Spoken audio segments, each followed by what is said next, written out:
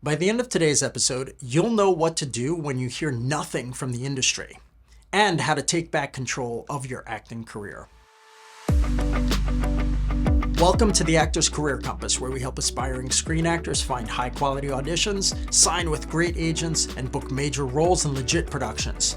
I'm your host, Martin Benson, and today I'll be covering why silence doesn't mean you're doing something wrong, how to stay motivated when no one is responding, and the one mindset shift that puts you back in the driver's seat of your acting career. So, you submit for auditions online.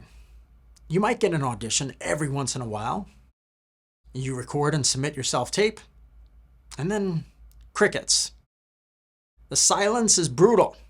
No callbacks, no responses, no thanks but no thanks, just nothing. It starts to feel like, is my auditioning no good? Am I not what they wanted? Should I even keep doing this? You might start to question your talent. You might compare yourself to all the other actors out there who do seem to be booking. It can feel like you're yelling into a void. And what's worse is that you never get feedback on why they're not selecting you. Interesting anecdote. Someone did a screener shoot with my team where we shoot footage for their demo reel. And a coaching client of mine was actually recommended as the scene partner, but they weren't chosen. So we reached out to ask the screener client why they picked someone else. And you know what? Even they didn't want to give feedback. And we know that person personally. They said, oh, I guess maybe I just didn't see their submission right away. I think maybe they submitted late. No, we actually, according to my team, we submitted them the same day that the casting call actually went out.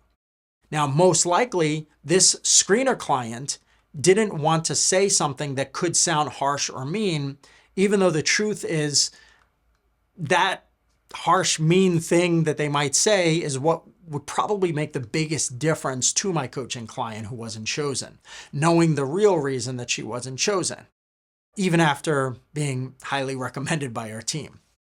Well, the same thing is true for casting calls, right? They often don't give any feedback on why you're not chosen. And this isn't usually because they don't care. It's usually because they don't want to offend, and many also don't have the time to do it, right? If a casting director responds and tells you why they didn't select you, you might try to fight them on it, or you might get offended by it and feel down or something, right? They just don't have the time to deal with all of that. If your acting is on point and actually really strong, most decisions do come down to type, timing, and other factors that are a bit outside of your control. So not getting a response or any feedback, it doesn't actually mean that you did something wrong. It just means that they probably moved really fast. So I recommend that you be careful of looking at silence in the wrong way. You don't want to start changing your acting technique or doing some weird thing that you think that they want just to kind of please imaginary critics. You also don't want to stop submitting altogether because of being discouraged, right? I know too many actors who they don't get auditions, and after a few months, they're just like, yeah, maybe I'm not going to submit for a while. And then they're not going to get anything, right? Like, what if you give up just before something was about to land? Well, here's the thing.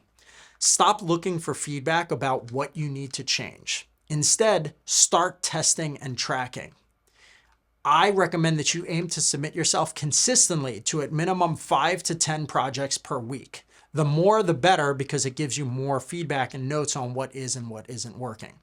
After a few months, look back at all the projects that you submitted to and see if you notice any trends in character types.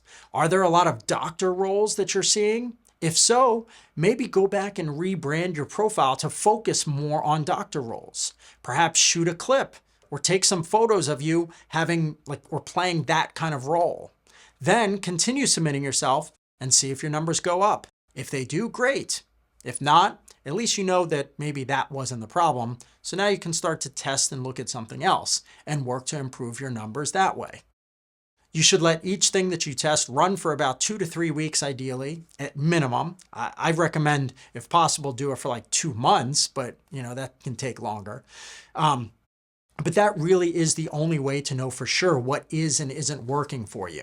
I have another podcast. I'm not sure whether it's out yet, but if it's not already, it will be coming out. that goes into depth on how to actually do this testing process. Now, testing might take you 6 to 12 months, but it's definitely worth it because once you crack that code, everything gets a lot easier. You're going to get more auditions, you're going to get more bookings, you're going to even have an easier time finding and signing with an agent. Silence is a signal, not of failure, but of a test not working, meaning it might be time to try something different. Most actors who do make it, they heard a lot of silence too, they just kept on going. Now, do you want help figuring out what to actually do when no one's responding? Well, you can book a completely free discovery call with me. I'll help you build out a plan that keeps you moving, growing, and building your career, even if you're getting zero feedback or response from people.